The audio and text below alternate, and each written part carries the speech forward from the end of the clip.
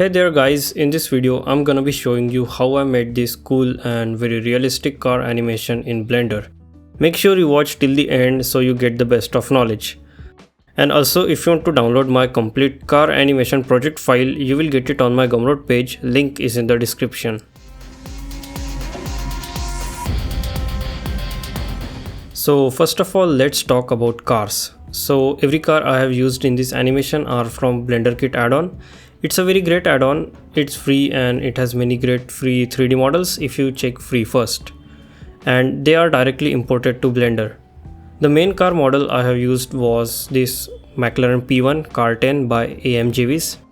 By the way, thanks buddy for such a great looking model. I also downloaded some other free cars to make them act as traffic, and if you want to know what car I have used, you can just search this car on BlenderKit. Well, I was very happy that I have got all the cars and the job has become easy. You know, 3D car animation is so simple. Until...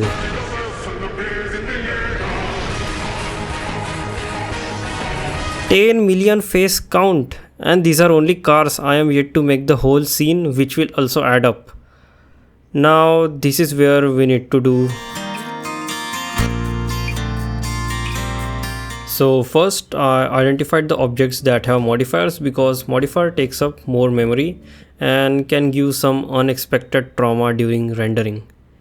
Then I remove all the modifiers which were unnecessary and reduce the subdivision count which were ridiculous. Then one by one I applied all the modifiers. And for those objects which were high in poly count, I used the unsubdivide command in the edit mode to reduce the geometry. You can do that by pressing F3 in the edit mode and type unsubdivide. A small menu will pop up for the unsubdivide iterations, so you can adjust that according to your needs. And also I deleted those objects which will not be visible in the final animation. I recorded my time to optimize this car and it took me almost 20 minutes to optimize it. So yeah, quite some time. Also, I made sure that I do not over optimize the main car since it will be close to the camera. Now that all the cars were optimized, I wanted to optimize the materials as well. So I used the same glass material on all cars and also used the simple metallic car paint material rather than this spaghetti. Because after all, they almost give the same result and the fact that they won't be even clearly noticeable. Now after all the cars are optimized, it's time for me to rig them.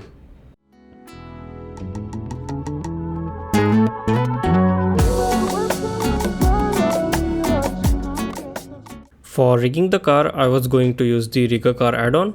To use that, the car must be divided into at least 5 parts. The car body, front left wheel, front right wheel, rear left wheel, rear right wheel. So I unparent the empty from the car and then I joined all the car parts except the wheels to the car body. To join the meshes together, you can press Ctrl J. If somehow you accidentally join the wheel, you can go to edit mode, press L while hovering over the wheel to select it and then press P to separate it. Also make sure that the pivot point is at the center of the wheel. Then these car parts should follow this naming convention. Then I select the wheels and then the car body and then go to add, armature, deformation rig, then click generate. And it failed. I came to know that the developer of this add-on has stopped updating this add-on, which was a sad thing. But then I found this video from John Yan 3D, and this is the same guy that I got inspiration for car animation. So he updated this add-on for Blender 4.0. And for that to work properly, I downloaded Blender 4.0, which you can download by going to downloads, click previous version, download any Blender 4.0. And this works as intended. So thank you, John. So then I repeat the same for each and every car.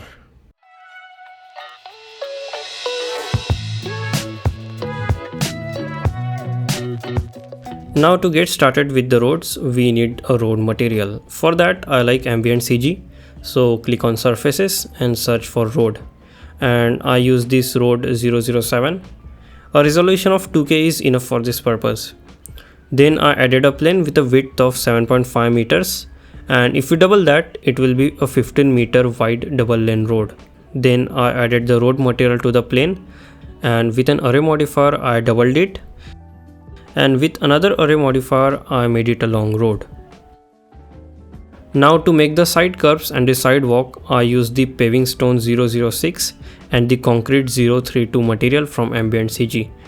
So I took a plane and with some simple editing, I made the basic shape of the curb and the sidewalk, and applied the concrete material to the sidewalk and paving stone material to the curb, and tweaked the UVs a little bit.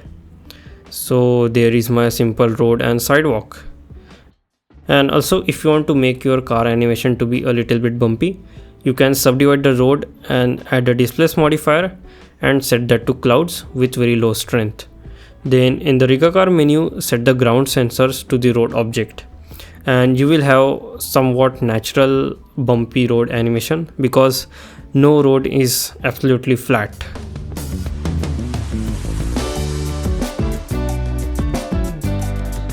For the buildings, I have used the Bro 3D building asset pack, which is of course made by me. It has 40 building presets, and if you don't like them, well, you can create your own building by using 82 modular assets. And it also has a day-night slider, so yeah, you can grab them in a limited offer. It will be in the link in the description. But let's say you don't want to use the asset pack. So first of all, you will have to find high resolution images of buildings and facades. Then you will have to correct their perspective in order to make them flat, and color correct them, sharpen them, etc, etc. Then in Blender you can use loop cuts to give them some depth, and even after that you will get UV stretching as a gift. And also you will need a lot more variety to not make your scene look repetitive. And I felt the same hassle, and that's why I made the asset pack. And one optimization tip I will say, if you are using the whole buildings, please don't do that. Instead, you can use modular asset to save so much memory. I used one ground asset and used a facade facing in the forward direction. And if the building is tall enough to notice the thin building, then duplicate the facade on that side where the camera is facing. And trust me, this will save so much memory and render time.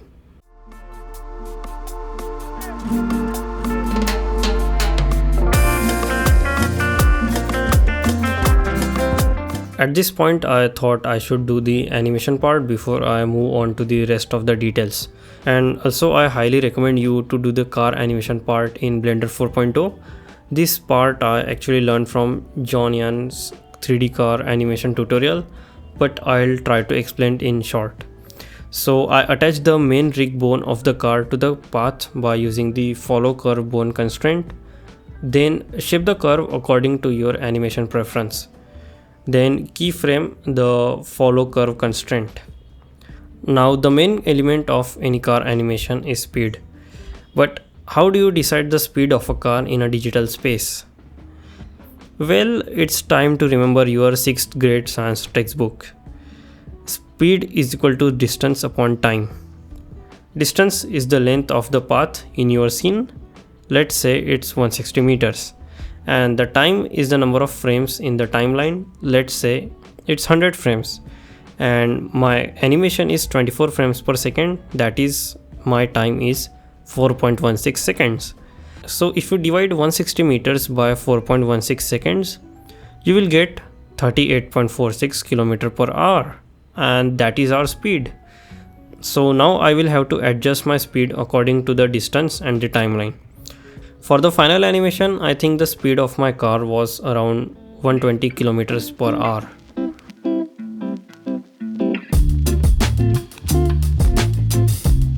Now it was time to make some traffic, and for that I used the other cars that I rigged before. For their animation, I did not use the curve technique because since they will be going straight, they do not need such a complex animation. For them, I used the drivers to animate them throughout the whole scene. So in the pose mode, I select the main bone of the car and in the Riga car menu, check wheels on Y-axis. Then in the items, in the Y location, I typed hashtag frame /minus 0.7. And now this car will go straight in the minus y axis through the whole timeline. And I have tested the speed of the car, so as this animation is 24 frames per second, I saw that the car covers a distance of 171.43 meters in the span of 5 seconds. And if you divide the distance by the time, you will get a speed of 34.4 km per hour. And that is a perfect speed. Yay! I kept the traffic car slow to make our car look much faster, and it will give a high speed illusion. And also make sure that the cars do not collide with each other and other objects.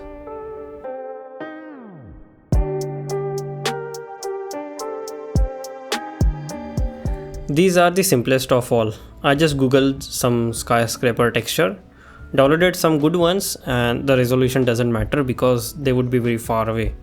In Blender, I added a cube. Now for a building to be called a skyscraper, it should be at least 150 meters tall, and its height to width ratio should be 1:10. So that means our skyscraper should be 15 meters wide and 150 meters tall. Then I applied the scale and added the downloaded textures. Then I cube project the building and scaled the UVs. And what more do you want from a background skyscraper? Then I made some variation of the skyscrapers and placed them very far away so they will give us our desired parallax effect. When I was a kid, I loved a cartoon series named Augie and the Cockroaches, and I remember their technique of showing buildings in the city, and I was like, let's try this. So I put together some buildings at very far away from our scene, like this you can see, and it looks great. Let's see the other angle, and it's also good. Don't worry, I'll talk about the camera angles later. This is just to show you that this method works like a charm.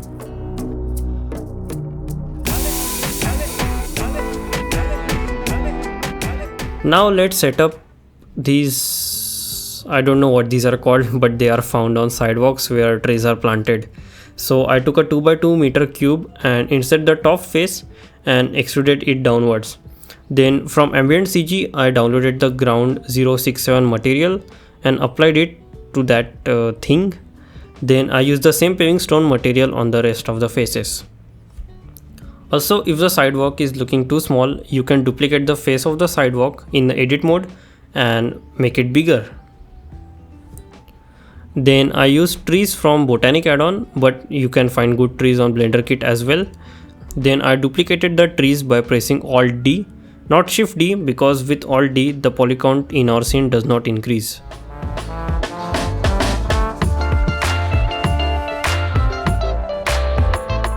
Now let's talk about lighting, which is much simpler than it seems. So I use the default sky texture in Blender. I wanted a little moody look, so I decided to keep the car in the shadow of the building and trees, and this also makes the scene look much more dynamic and interesting, while it also gives contrast to the scene because the buildings and cars on the left side receives more sunlight, and this will also reveal the other cars on the road. And these are my sky texture settings in case you want to have a look at it.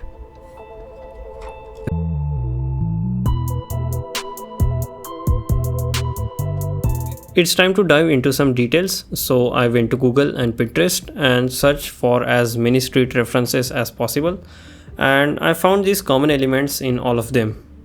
Well, for those I didn't spend too much time searching because I know they won't be noticed, so I used this asset from BlenderKit.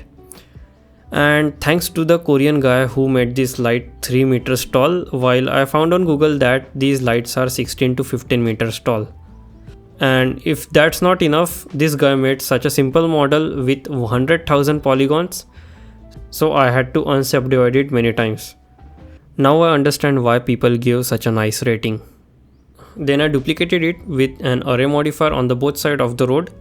And also, if you are planning for a day scene, then you should consider turning down the emission value. You won't find a city or street where you can't see a crane from a far distance, so I did just that. So I found this crane tower asset and it is really well optimized, and it also has shape keys which can be used to animate the crane. And that is how you make a great asset. I used the road signs from BlenderKit, and same as the light poles, I did somewhat optimization to them and spam them everywhere, and I recommend using a variety of them. They are found on almost every sidewalk. It's such an easy element to remain unnoticed. I use this trash bin, which is a quite common design. For optimization, I decimated it a little bit and duplicated it many times. For a street like this, I wasn't exactly sure where to place these electric poles because they would make the whole street look messy. But I still wanted some glimpse of them, so I decided to place them at the crossroads. So I made the poles entirely from scratch. Actually, they were pretty simple. I just took a cylinder and made it 10.5 meters tall and 0.2 meters wide. Then I took a cube and made the simple structure of the electric pole. Details won't matter here because you won't see them clearly. Now for the cables, go to Edit, Preferences. In Extensions, search for Extra and install Extra Curve Objects. Then set the origin point of the poles where you want the cable to connect, and the same for another pole. And then select both of the poles and then go to Add, Curve, Knots, Catenary. Then adjust the bend value according to your scene, and for every other cable you can change the bend value a little bit to give some randomization, and then duplicate it on another side.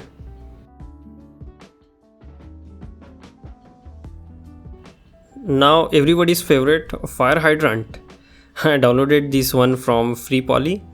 I only deleted these faces on the bottom and spammed it everywhere. During this part of the process, I was really doubtful if I would be able to find human models, and luckily I did, and that too on BlenderKit. I didn't expected that. So I searched for humans and photoscanned humans and found many of them. Then I placed them in such a way that they are actually talking. These meshes were very high poly, so I had to decimate them. I didn't worry about their faces because I knew they wouldn't be noticed in the final animation. And then I duplicated them all over the place. Actually they are too much, but you got my point.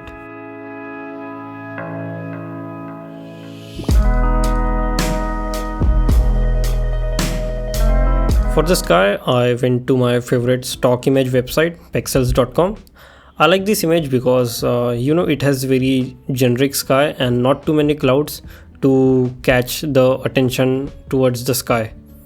Then in Blender, I added the image and placed it very far away and scaled it to a very huge size. It was looking very dull, so I plugged it into the emission.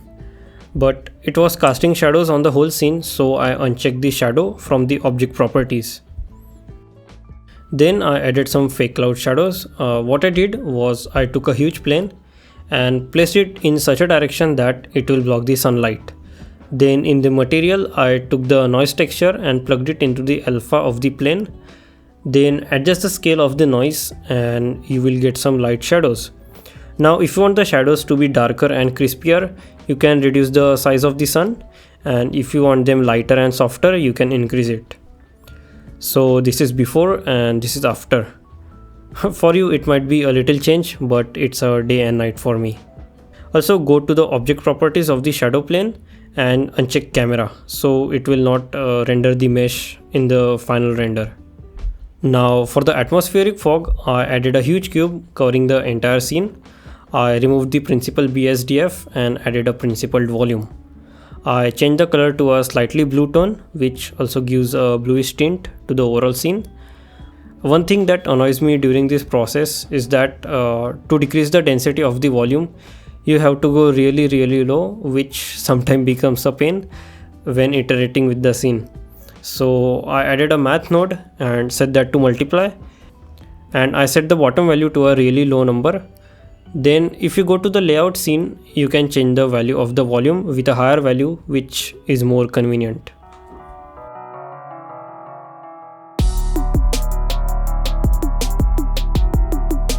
So for the first camera angle, I position the camera in the window of a car which is going slow. Our car will pass it very fast and this camera will shake really hard when it passes. So first I deleted the window of the car because seeing through the glass shader was looking weird and it was increasing render times. I set the focal length of the camera to 16mm, which is very wide angle. The higher the number, the narrower the shot will be, and the lower the number, the wider the shot will look. And it was necessary because getting such a wide shot in such a small space was difficult, and it also gives more depth to the scene. The resolution was set to 2560 by 1080, which gives it a cinematic aspect ratio. For the sudden camera shake, I animated the location and rotation in a random and weird way and used the back interpolation. It was pretty simple, and for the subtle camera movement, I used the Camera Shakeify add-on, which you can access directly from Blender extensions. It is a really great add-on for adding realistic camera movement, and trust me, that is all you need. So I used the out car window and bike on gravel with very low influence. The second camera angle was simple and the most exciting. It was at the back of the car, revealing the other cars on the left. It was 20mm wide and I added a copy location constraint to the camera and set the object to car. Since I only wanted to copy the Y location, I uncheck the X and Z axis and enable offset. Now adjust the camera angle and now it will follow the car. Now to give the car very high speed feel, I animated the location of the camera. At the start of the scene, the camera is close to the car and gradually it creates distance, which convinces the viewer that the speed of the car is increasing. This is very common in racing games like Forza Horizon and open world games like GTA. As a cherry on top, I added the bike on gravel camera shake and set the influence to 0.02 and scale to 1.5 and speed to 0.7, which gave us this animation. For the next angle, it was all the same. The only thing changed there was the position. It was on the front of the car. The next angle was simple as well. The camera was placed on the hood of the car with a copy location constraint with X and Y axis. I animated the focal length of the camera to slowly reveal the hood of the car. The next shot was also positioned on the hood, but I keyframed the rotation of the camera to reveal the truck coming from the crossroads. Then I also keyframed the sensor size of the camera to act as a zoom towards the truck. Then I skipped two shots cause they were slow motion shots and decided to deal with them later. So for the last shot, I placed the camera near the ground from where our car will pass. I don't know if you can see that, but the car is completely intersecting with the truck. I was sure that it will be fast paced and no one will notice that because at such a low angle it's really hard to tell. I also curved the car path at this point and I animated the drift by using this bone in the pose mode. It was not difficult to animate the drift. And I ended the animation just when the camera was inside the car. Now for the slow motion shots, what I did was I created a new scene inside this blend file. You can do that by clicking this copy icon and selecting full copy, and it will create a copy of your scene with completely independent settings. Now to make the slow motion in Blender, you can go to output settings. In the time stretching, set the new to double the old one, that is 200. So now it's 2x slow-mo. But why do I want a slow-mo? Because you can see in the original animation it is super fast. But when you set the new time to 200, you will see your timeline will get messed up. The selected frames will play something else. To solve that, double the old frames by 2. For me, the animation was from 830 to 860. So multiply them by 2, that is 1660 and 1720. Now you can see our animation is twice as slow and it looks great. For the camera angle, I placed the camera near the front tire and applied a copy location and track to constraint. The camera was 35mm wide. For the top view shot, I created another scene and this time I corrected the car intersection. And I made this scene twice as slow as well.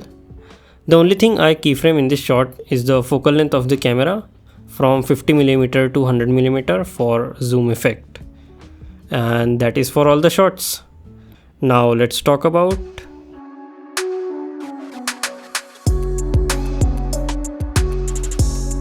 for the render settings. I was rendering at 2560 by 1080 resolution at 24 fps, which is a standard for movies.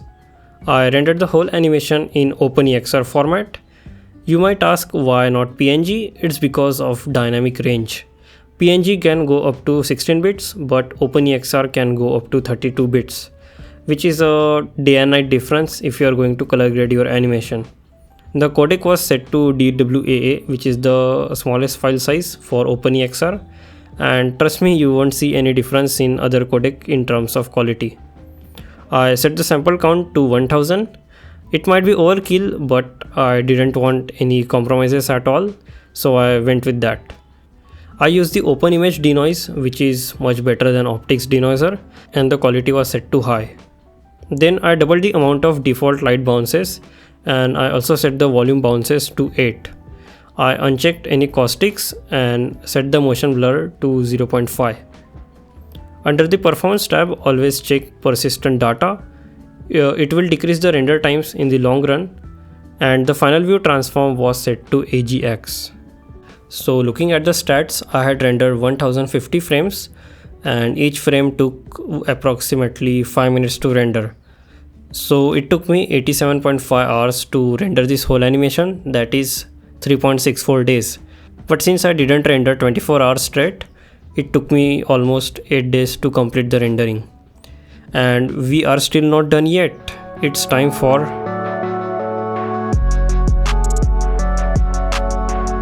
the only disadvantage I found about OpenEXR is that when you import it into DaVinci Resolve, it looks very weird. To fix that, you have to do very technical color transform and stuff, which I don't understand, because AGX view transform is new and not many have created its conversion LUTs. And if you use Filmic, you will find many. So without scratching my head too much, I use this free LUT from Andreas Dur, aka Cinematic Cookie, and sorry for my pronunciation, but his LUTs work like wonders. After that, it was just some basic color grading and editing, and I got my final result. Thank you very much guys for watching until the end, and thank you to everyone whose tools helped me for making this animation possible. If you want to see the whole animation and breakdown, you can click this video. Thank you very much.